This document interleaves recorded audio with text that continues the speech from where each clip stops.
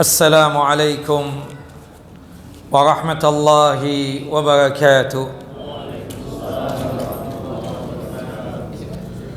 Innal hamdalillah nahmaduhu wa nasta'inu wa nastaghfiruh wa na'udzu billahi min syururi anfusina wa min sayyiati a'malina. May yahdihillahu fala mudilla lahu ومن يضلل فلا هادي له أشهد أن لا إله إلا الله وحده لا شريك له وأشهد أن محمدا عبده ورسوله ولقد قال الله تعالى في القرآن العظيم يا أيها الذين آمنوا اتقوا الله حق تقاته ولا تموتن إلا وأنتم مسلمون وبعد وبشرح لي صدري ويسر لي أمري واحلل عقدة من لساني يفقهوا قولي اللهم انفعنا بما علمتنا وعلمنا ما ينفعنا وزدنا علما اللهم إنا نعوذ بك من جهد البلاء ودرك الشقاء وسوء القضاء وشماتة الأعداء اللهم إنا نعوذ بك من عذاب جهنم ومن عذاب القبر ومن فتنة المحيا والممات ومن شر فتنة المسيح الدجال. إخواني وأخواتي في الدين أعازني وأعزكم الله. Bapak dan Ibu yang dimuliakan oleh Allahu Jalla Jalaluh, melanjutkan kajian kita, pembacaan kitab Sahih Al-Hadis Al-Qudsiyah karya Syekh Mustafa Al-Adawi hafizahullah, yang dimana kita masih membahas seputar hadis Bara bin Azib radhiyallahu anhu, yang dimana di dalam hadis ini dijelaskan tentang prosesi kematian manusia, baik yang muslim ataupun yang kafir. Pada kesempatan yang lalu kita terhenti pada pembahasan tentang sakaratul maut, berkaitan erat prosesi kematian seorang muslim. Sedikit mengulang tentang apa yang sudah kita sampaikan, hal-hal yang terjadi pada saat kematian tersebut,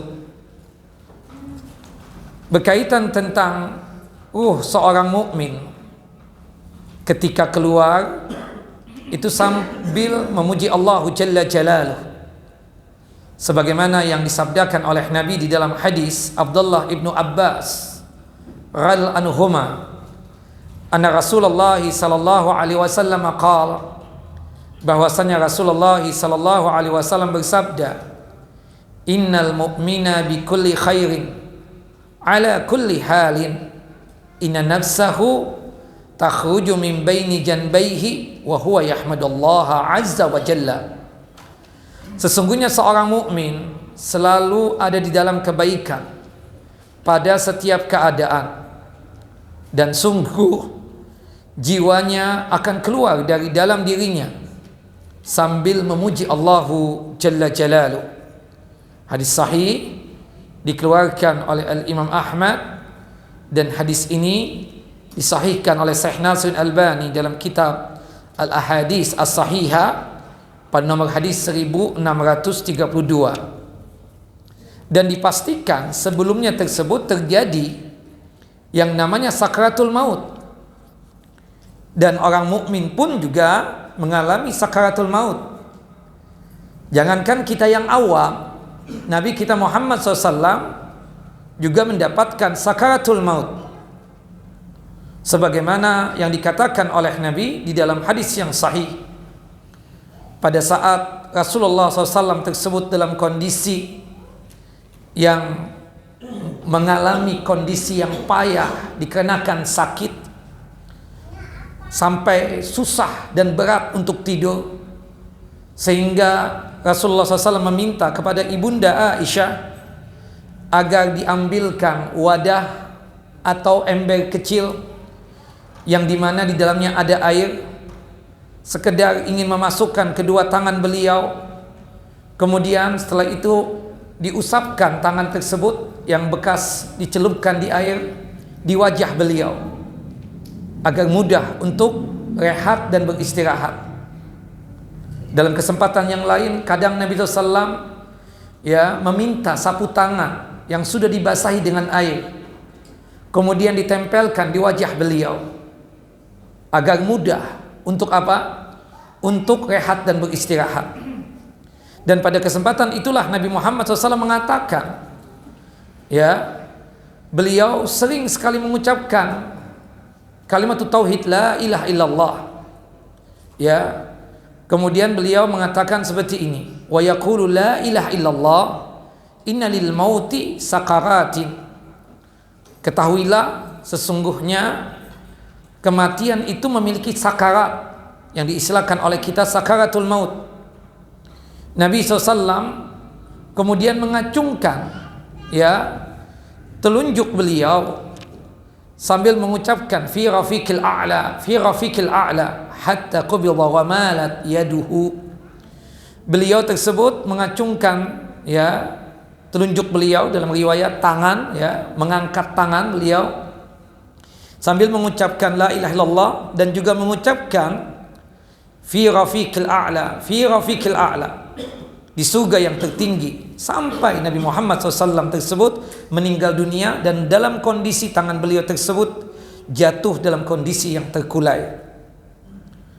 Dan sakaratul maut itu sakit, tapi durasinya sangat sebentar sekali. Dan sakit pada saat sakaratul maut tersebut, menurut para ulama, itu kondisinya sama sakitnya kita ketika kita sakit di dunia ini. Ketika kita terkena penyakit apapun, atau kondisi kita memang sakit secara umum, tubuh itu kan tidak enak dan kita merasa sakit tubuh ini. Nah, sakaratul maut yang dialami oleh orang mukmin itu sama seperti sakitnya seorang mukmin ketika hidup di dunia ini. Ada tujuannya.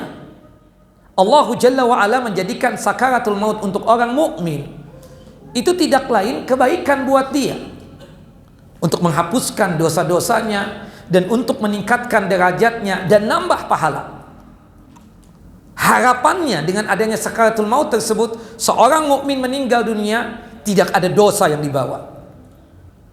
Beda kalau kondisi orang kafir, ketika sakaratul maut itu sungguh sangat menyakitkan sekali. Sebagaimana yang disebutkan di dalam hadis lanjutan ini, bagaimana Rasulullah SAW menjelaskan susahnya kondisi orang kafir atau orang fajir ketika ruh tersebut keluar dari tubuhnya. Qala Rasulullah SAW, Rasulullah SAW bersabda, wa innal abdal kafira wa fi riwayah al-fajira, sesungguhnya hamba yang kafir atau hamba yang fajir, idza kana fi inqita'in minad dunya wa iqbalin minal akhirah, nazala ilaihi minas samai malaikatun giladun shidadun sudul wujuh ma'ahamul masuh minan nar fayajlisuna minhu maddal basar. Ketika orang kafir mau meninggal dunia dan mau berhadapan dengan akhirat, kinayah, mau adanya pelepasan ruh, subhanallah, turunlah malaikat dengan jumlah yang banyak juga. Sama sebagaimana orang mukmin juga, kita katakan malaikat turun dengan jumlah banyak, tapi kondisi malaikatnya berbeda. Malaikat-malaikat yang turun untuk menyaksikan prosesi kematian orang mukmin itu adalah malaikat-malaikat rahmat yang digambarkan wajah mereka tersebut putih bersih, membawa wangi-wangian yang datangnya dari surga, dan membawa kain kafan yang datangnya dari surga. Tapi kalau kondisi orang kafir, malaikat yang turun digambarkan oleh Nabi SAW, wajah mereka tersebut hitam pekat, kelihatan betul bengisnya dan sadisnya. Ma'ahumul masuh, bersama mereka tersebut didatangkan kain kafan yang ada dari api neraka dengan wewangian yang sangat busuk sekali. Fayajlisuna minhu maddal basar, mereka para malaikat ini duduk, yang dimana jumlah mereka tersebut sejauh mata memandang. Summa yaji'u malakal maut hatta yajlisa inda ra'sihi, kemudian datang malaikat maut, kemudian malaikat maut tersebut duduk di sisi kepala orang kafir atau orang fajir ini, sambil dia mengatakan, ayyatuhan nafsul khabisah ukhruji ila sakhatin minallahi wa ghadabin, wahai jiwa yang busuk, wahai jiwa yang menjijikkan, keluarlah engkau dari tubuh ini untuk menuju murkanya Allah dan amarahnya Allah Jalla wa Ala. Qala, perawi hadis ini yaitu Barra bin Azib kemudian mengatakan, fatafarraqu fi jasadihi fayantazi'uha kama yantazi'us sufud ay al-kathiru syu'ub min as-sawfil mablul fataqatta'a ma'ahumul 'uruq wal 'asab. Allahu akbar. Ketika malaikat maut ini ingin mencabut ruhnya orang kafir, terasa susah dan berat sekali, sampai pada akhirnya malaikat maut tersebut memaksakan diri untuk mencabut ruhnya, yang digambarkan bagaikan sujen sate. Sujen sate ada besi yang memiliki anak-anak besinya yang tajam itu, yang kanan ataupun yang kiri, itu dimasukkan di wall yang basah. Kalau kita masukkan sujen sate di wall yang basah, itu menariknya susah betul, dengan cara paksaan, enggak juga keluar. Subhanallah. Saking kuatnya malaikat maut tadi mencabut, sehingga pada ujungnya keluar juga, sehingga membuat urat dan ototnya orang kafir ini terputus. Urat-urat ototnya, urat-urat kulitnya, badannya ini terputus. Subhanallah. Kemudian setelah itu, fataqatta'a ma'ahumul 'uruq wal 'usub fayal'anuhu kullu malakin bainas sama'i wal ard. Ketika ruh itu keluar, ruhnya kafir ini keluar dari mulut, percis seperti ruhnya dongki atau keledai. Ruhnya dongki, keledai, himar, itu keluarnya dari mulut. Beda dengan ruhnya orang mukmin, keluarnya dari mana?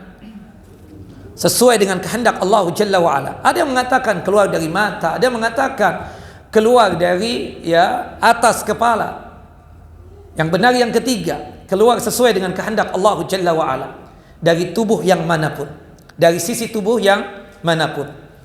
Tapi kalau ruhnya orang kafir itu keluar dari sudut mulutnya, seperti keluarnya ruh dongki atau keledai, sebagaimana disebutkan di dalam hadis yang dikeluarkan oleh Al-Imam At-Tabarani dalam kitab Al-Kabir dengan sanad yang hasan, dan hadis ini disahihkan oleh Syekh Nasiruddin Albani dalam kitab As-Sahihah pada nomor hadis 2151.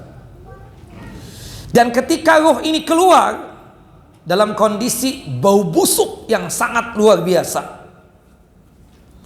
sehingga membuat para malaikat yang ada di antara langit dan bumi, dan juga malaikat-malaikat yang ada di langit, mengutuk dan melaknat ruhnya si kafir ini. Subhanallah. Ketika ruh tersebut keluar, ya, fayakhudhuha, diambil oleh malaikat maut. Fa idza akhadhaha lam yada'uha fi yadihi tawfata ainin hatta yaj'aluha fi tilkal masuh. Baru sebentar malaikat maut mengambil ruhnya si kafir ini atau memegang ruhnya si kafir ini. Malaikat-malaikat dengan jumlah yang besar yang digambarkan, wajah mereka menakutkan, seram, sadis, bengis, mengambil ruh itu dan diletakkan di kain kafan yang mereka bawa dari api neraka. Dan ketika ruh itu keluar, ruhnya kafir ini keluar, itu dalam kondisi menyesali diri si kafir ini. Dalam kondisi apa? Menyesali diri. Sebagaimana disebutkan dalam surah Al-Mu'minun, surah yang ke-23, ayat 99 sampai ayat 100. Hatta idza jaa ahadahumul maut qala rabbirji'uni la'alli a'malu salihan fima taraktu.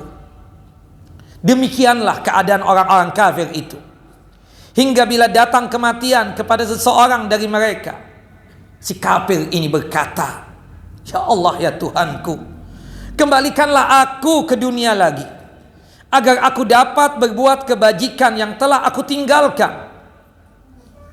Kemudian Allah Jalla wa Ala menjawab, kalla, sekali-kali tidak, innaha kalimatun huwa qailuha, sesungguhnya ucapan kalian tadi kembali ke dunia lagi kemudian berbuat baik, itu sekedar dalih yang diucapkan saja. Kalau toh dikembalikan lagi, dia akan lupa apa yang diucapkan pada saat ruh itu mau dicabut dan dikeluarkan dari tubuhnya, kembali bermaksiat, kembali melakukan perbuatan dosa. Makanya Allah Jalla wa Ala mengatakan, innaha kalimatun huwa qailuha, sesungguhnya itu adalah dalih yang diucapkan oleh orang kafir ini. Wa min waraihim barzakhun ila yaumi yub'atsun, dan di hadapan mereka ada barzah sampai pada hari mereka dibangkitkan. Naam. Sampai pada akhirnya, wa yakhruju minha ka'antuni rihin jifatin wujidat ala wajhil ard. Ketika ruh itu keluar dalam kondisi bau busuk, bau bangkai yang sangat luar biasa, sebagaimana bau bangkai yang kita dapatkan di permukaan bumi ini. Fayas'aduna biha, kemudian malaikat yang digambarkan wajahnya hitam pekat, sadis, bengis, membawa ruh tersebut untuk menuju langit. Fala yamurruna biha ala mala'in minal malaikah illa qalu ma hadza akhuhu al-khabis. Setiap kali malaikat yang membawa ruhnya si kafir ini melewati sekelompok malaikat yang lain, malaikat-malaikat yang dilewati tersebut berkata, ruhnya siapa ini? Bau busuk yang sangat luar biasa. Artinya para malaikat juga apa? Kebauan, sebagaimana kebauannya apa? Manusia. Malaikat juga apa? Mencium bau, sebagaimana kita manusia mencium bau. Fayaqulun, malaikat yang membawa ruhnya si kafir ini mengatakan, fulan ibnu fulan, disebutkan ini si fulan bin fulan, sebagaimana nama dia di dunia. Bahkan dihinakan si fulan ini dengan sejelek-jeleknya nama dan juga gelar yang ada di muka bumi ini. Hatta yantahiya bihi ila sama'id dunya, sampai pada akhirnya ruh yang dibawa oleh malaikat dengan jumlah yang banyak tadi sampai di hadapan pintu langit dunia. Fayastabtihu lahu, malaikat yang membawa mengetuk pintu langit tersebut, minta dibukakan agar ruhnya si kafir ini bisa untuk masuk ke dalam langit. Kita tahu kalau ruhnya orang mukmin ketika diketukkan pintu langit langsung terbuka, kemudian dipersilahkan masuk. Bahkan malaikat yang menjaga pintu langit dunia ini ikut mengantarkan ruhnya si mukmin ini untuk menuju langit yang kedua.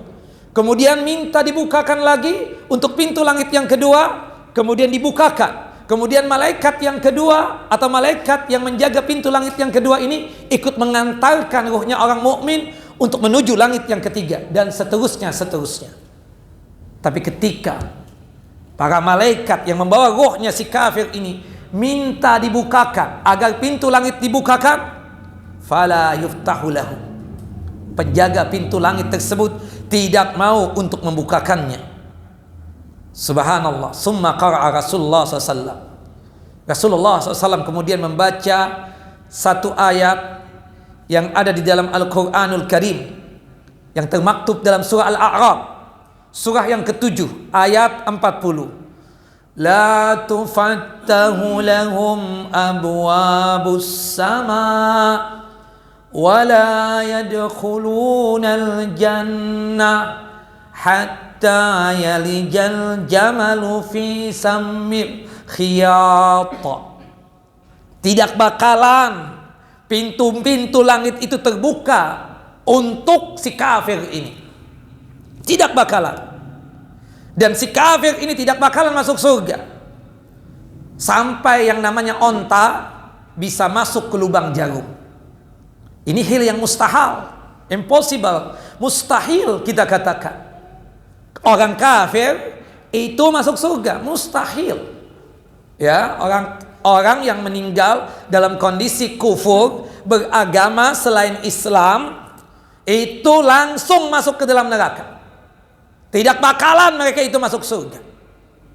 Makanya Rasulullah mengatakan apa? Ayuhan nas, la tadkhulul jannata hatta tu'minu. Wahai manusia, kalian ini tidak bakalan masuk surga sampai kalian menyatakan iman dan Islam.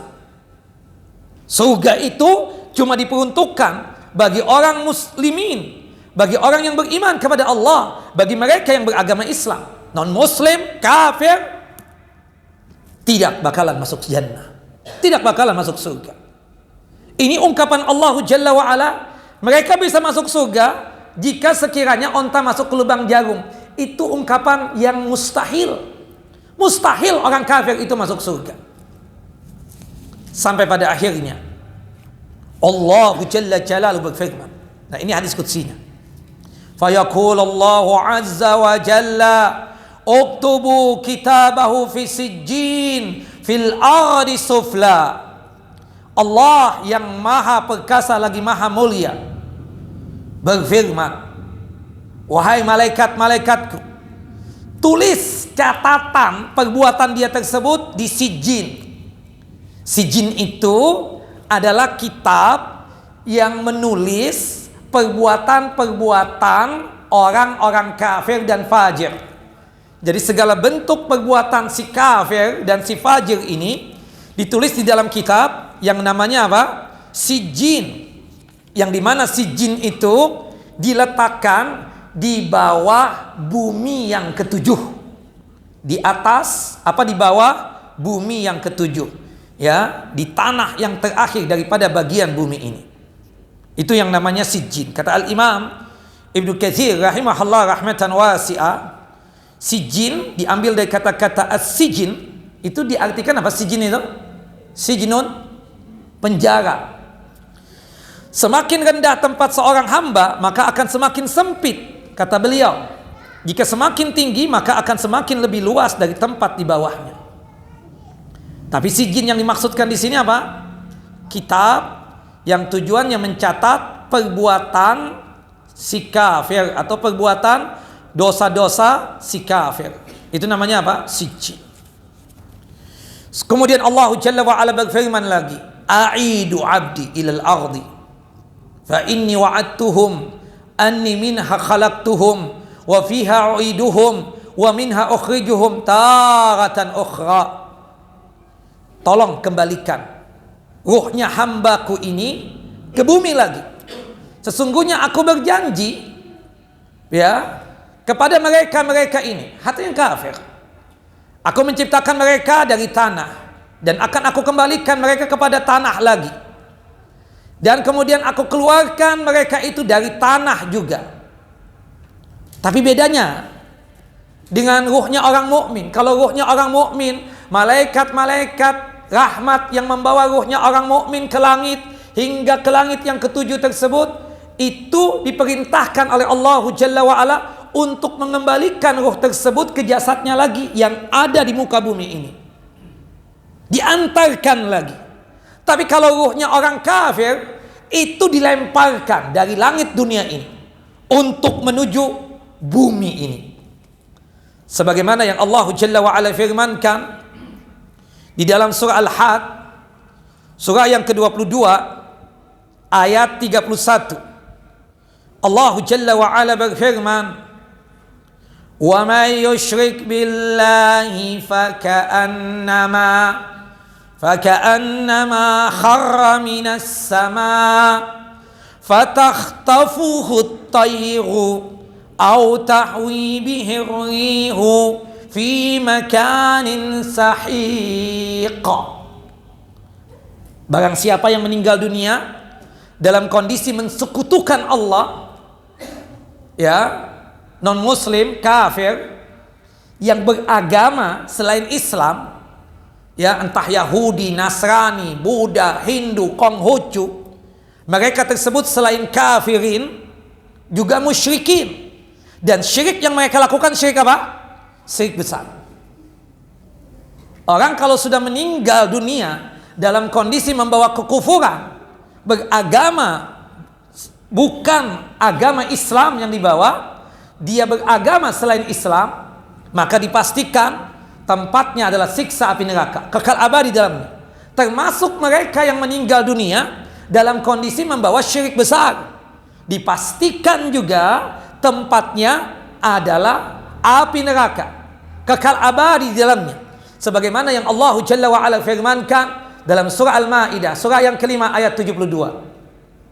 Wa may yusyrik billahi faqad haramallahu alaihi al-jannah wa ma'wahu an-nar wa ma lidh-dhalimin min ansar. Nah, termasuk ini dalam surah Al-Had menegaskan lagi. Surah Al-Had surah yang ke-22 ayat 31, Allah menyatakan apa?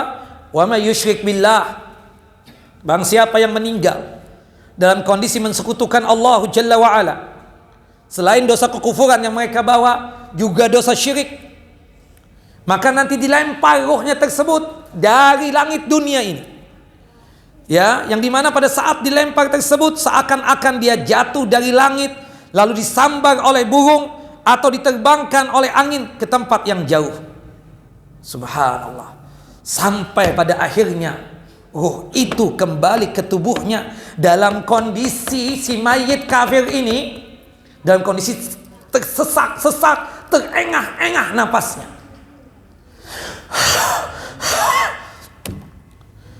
Seperti orang yang terkena serangan jantung seperti itu, atau yang susah bernapas, seperti orang yang punya penyakit asma. Dan kondisi yang mereka dapatkan gelap gulita. Orang mukmin juga mendapatkan gelap gulita, tapi sementara waktu. Dia ketika ruh itu dikembalikan, dia merasa mau maghrib. Ketika dua malaikat datang, Munkar dan Nakir, kata dia, da'ni an usalli.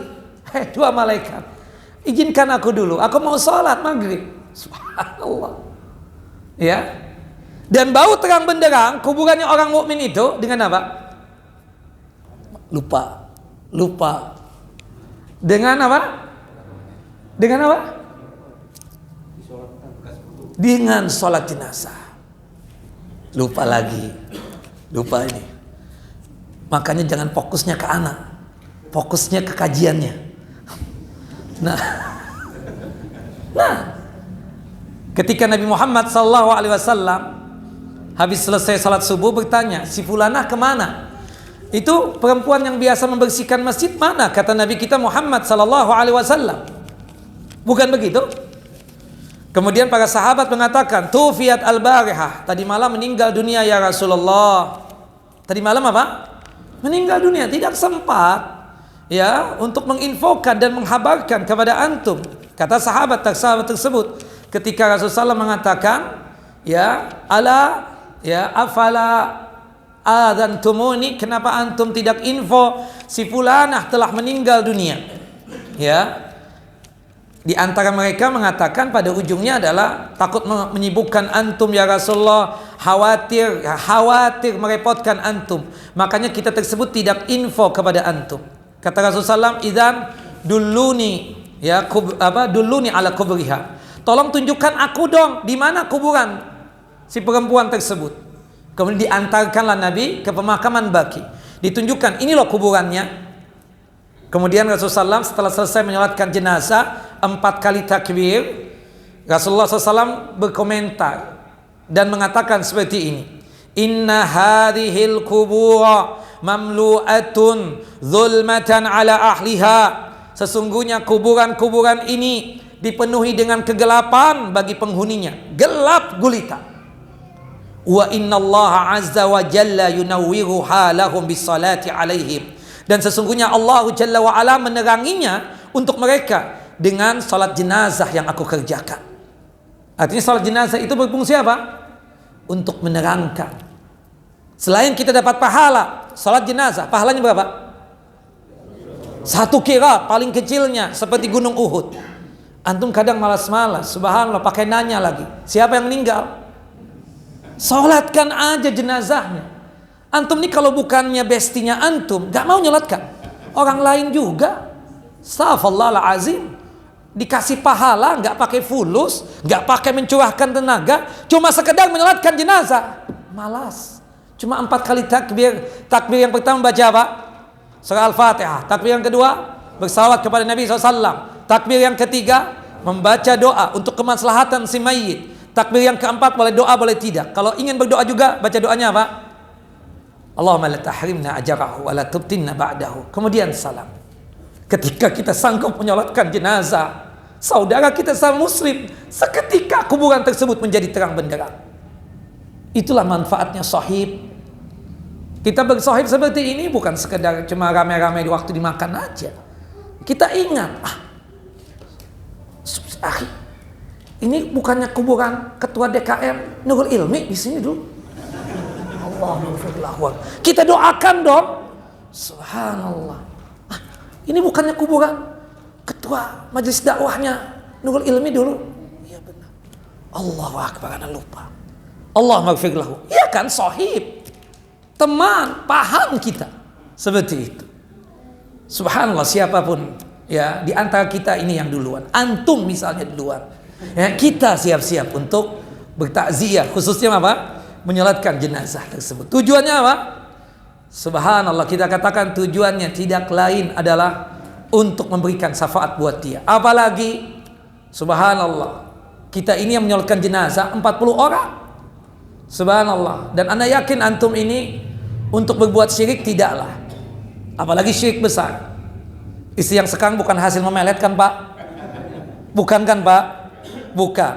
Artinya antum gak musyrik kan?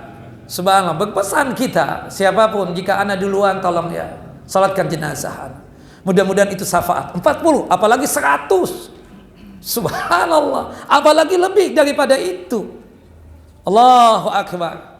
Mudah-mudahan itu maslahat ya buat si mayit ini, siapapun dia. Tapi tidak dengan si kafir. Tidak dengan apa? Tidak dengan si kafir. Gelap gulita yang sangat luar biasa. Menakutkan buat dia.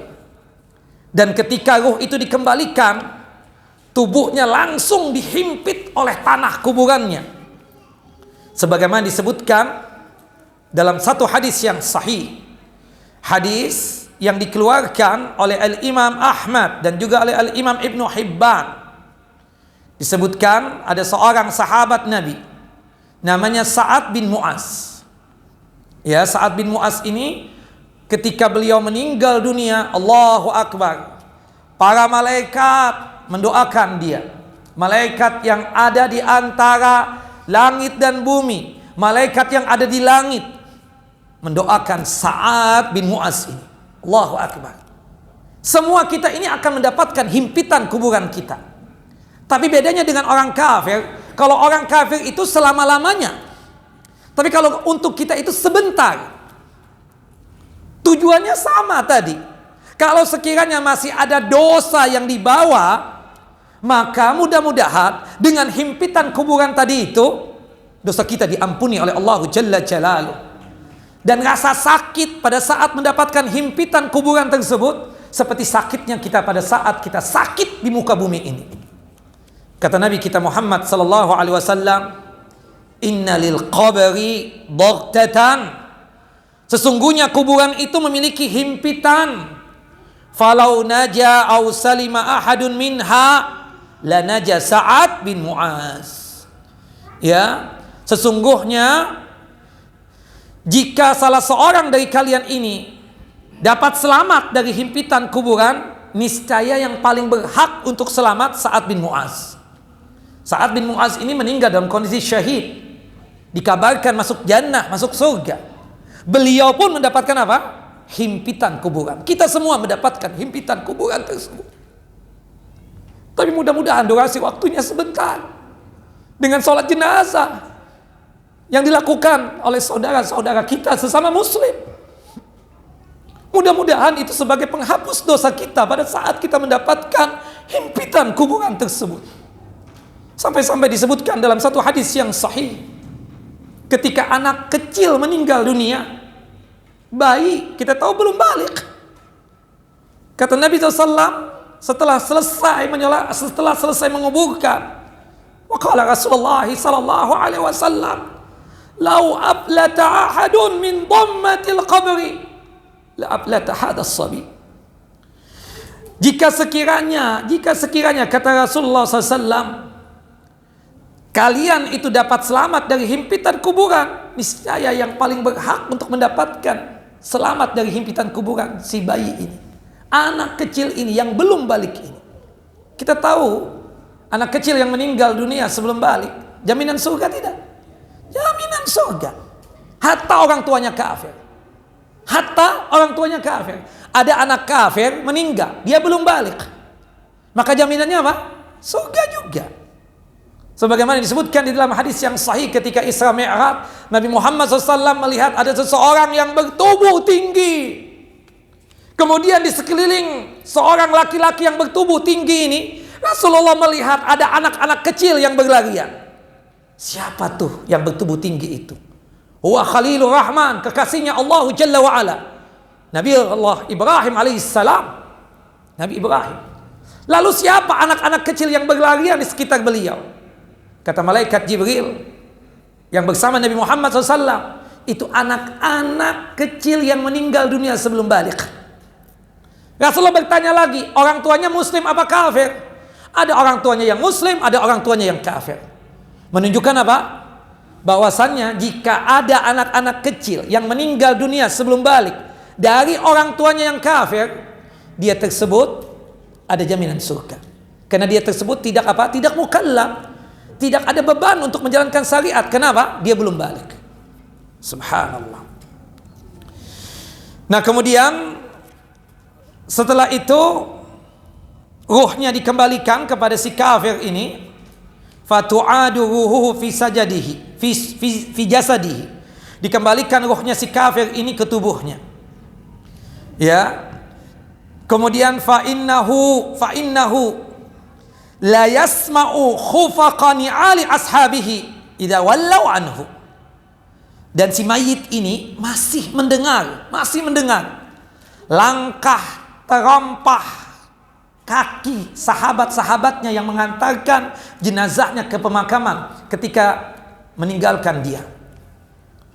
Subhanallah, itu yang dikatakan di dalam hadis Nabi sallallahu alaihi wasallam. Naam. Dan kita tahu kuburan ini sebagai suatu pelintasan yang paling seram. Jika kita bisa melewati peristiwa-peristiwa yang ada di alam kubur, maka insya Allah, biiznillah, kita akan selamat setelahnya dan akan lebih mudah.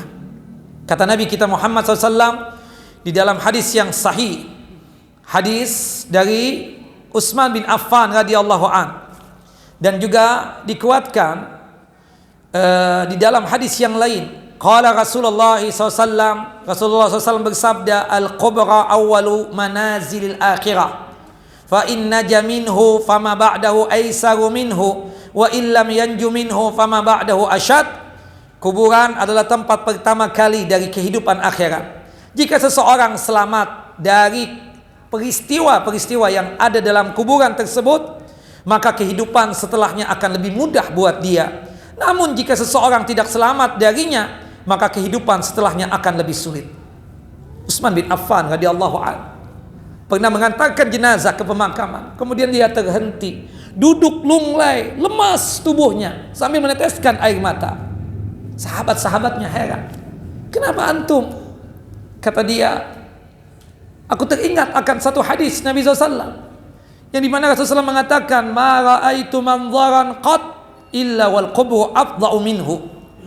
Aku tidak pernah melihat pemandangan yang lebih menakutkan dan lebih menyeramkan daripada kuburan. Itu yang membuat aku menangis, kata Utsman bin Affan. Wallahu a'lam bissawab. Kita lanjutkan setelah adzan Isya. Wassallallahu Nabi Muhammad. Nah, silakan.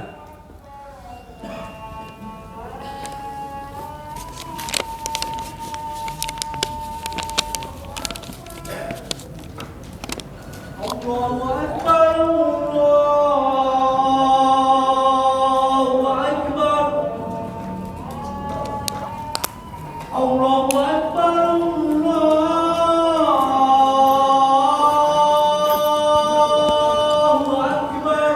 Allahu Akbar, Allahu Akbar. Asyhadu an la ilaha illallah.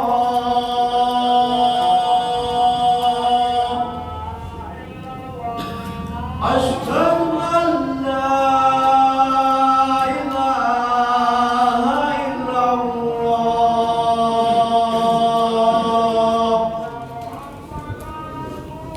Asyhadu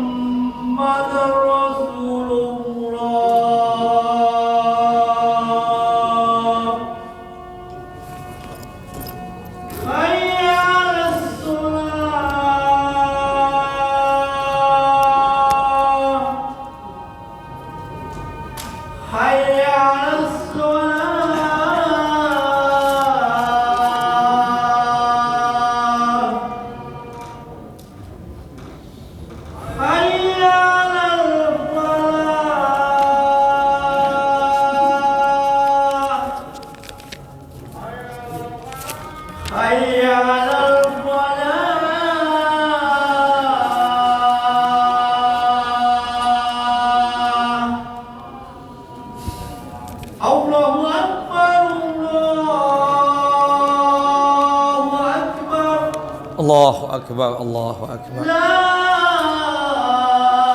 ilaha illallah.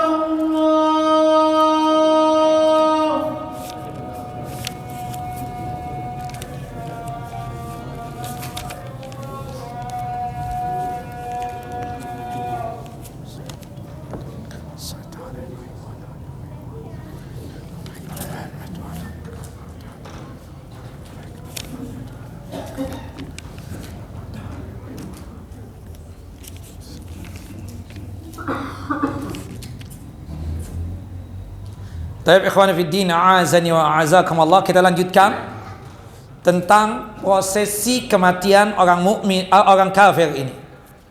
Kemudian setelah itu, wa ya'tihi malakani syadidil intihar fayantahiranihi wa yujlisanihi fayaqulani lahu ma rabbuka fayaqulu hahin hahin la adri fayaqulani lahu ma dinuka fayaqulu hain hain la adri fayaqulani famadha taqul fi hadha rajul alladhi bu'isa fikum fala yahtadi li ismihi fayuqal Muhammadun fayaqulu hahin hahin la adri sami'tu an-nas yaquluna dhak qala fayuqal la daghait wa la talawait فينادي مناد من السماء أن كذب عبدي فأفرشوا له من النار وابتغوا له بابا إلى النار فيأتيه من حرها وسمومها ويضيق عليه كبره حتى تختلف فيه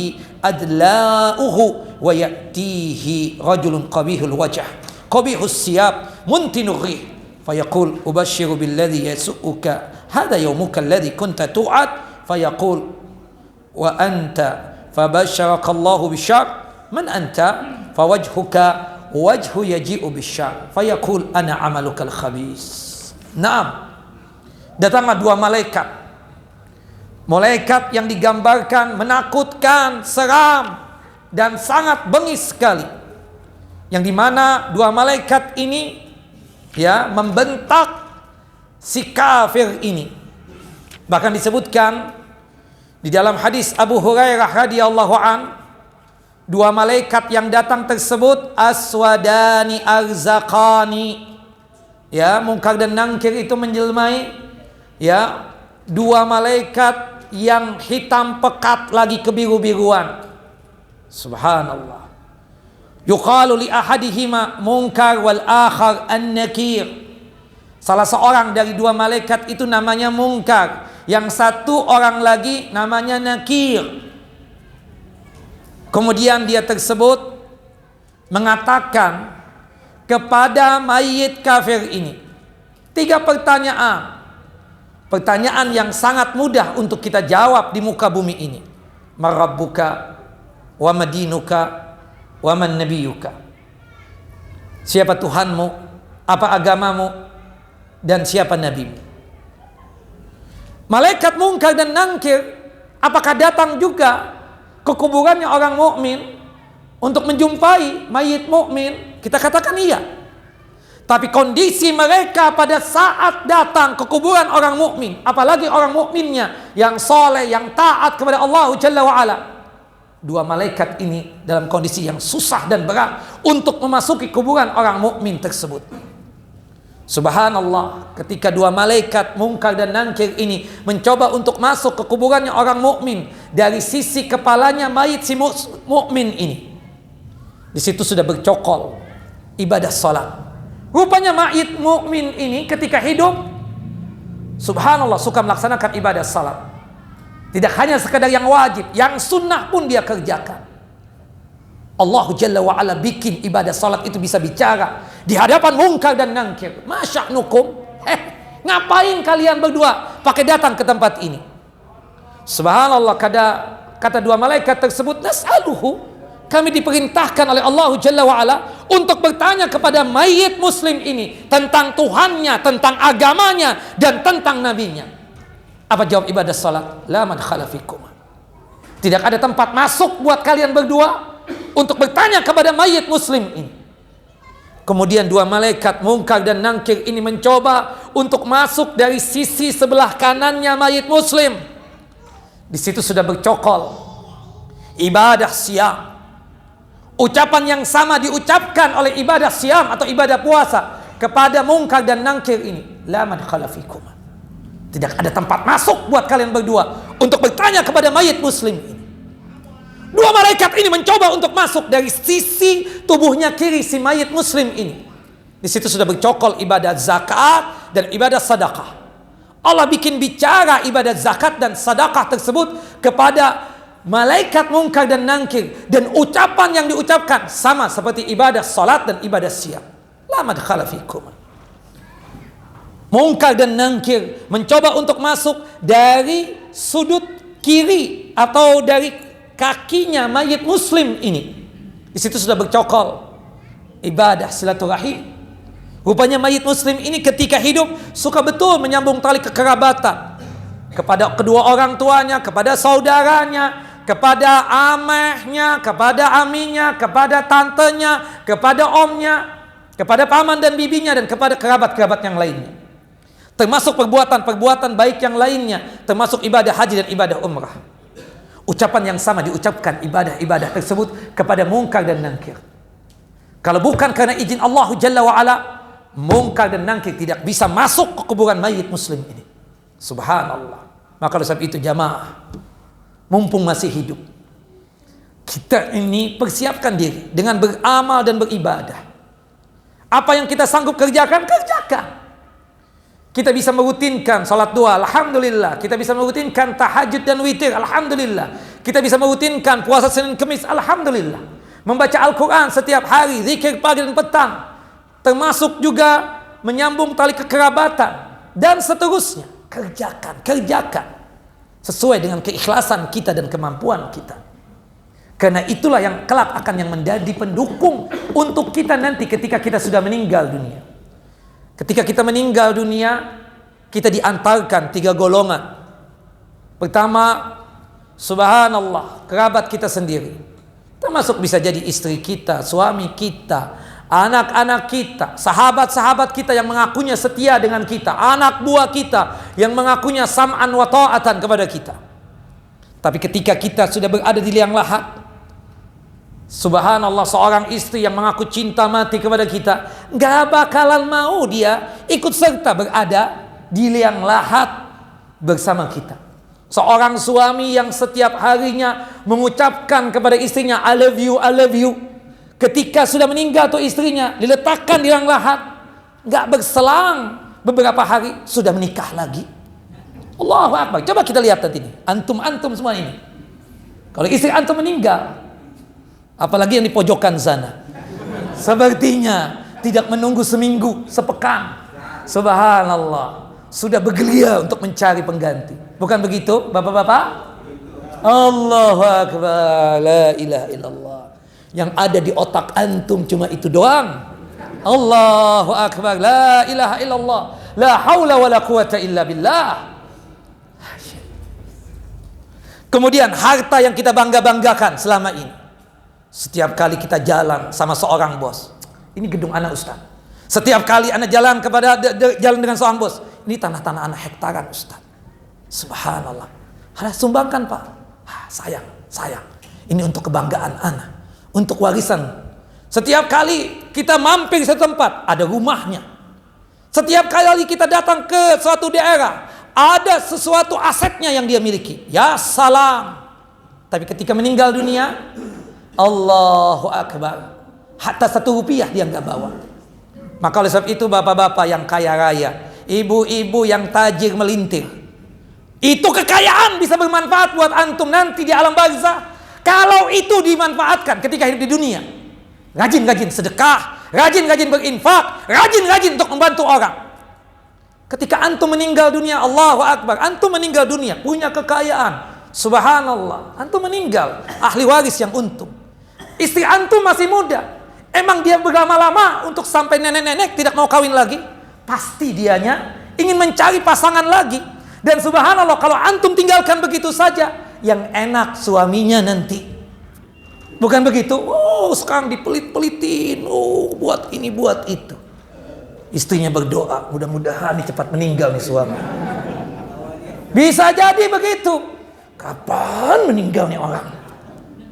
Ketika dia meninggal kan, kalau nggak punya anak dapat 1/4, punya anak 1/8. Sahib-sahibnya nih yang sekarang berada sama dia, oh janda kaya ini, muda lagi, sudah mulai meneropong dari jauh. Subhanallah, la ilaha illallah. Jangan sampai nanti penyesalan. Teman-teman antum juga yang menikmati nanti, alasannya untuk membantu. Ana membantu, kesian ini istri, mantan istri teman ana yang sudah meninggal, ana bantu deh. Ya Allah, innamal a'malu binniyat ya. Innamal a'malu binniyat. Bantu apa antum?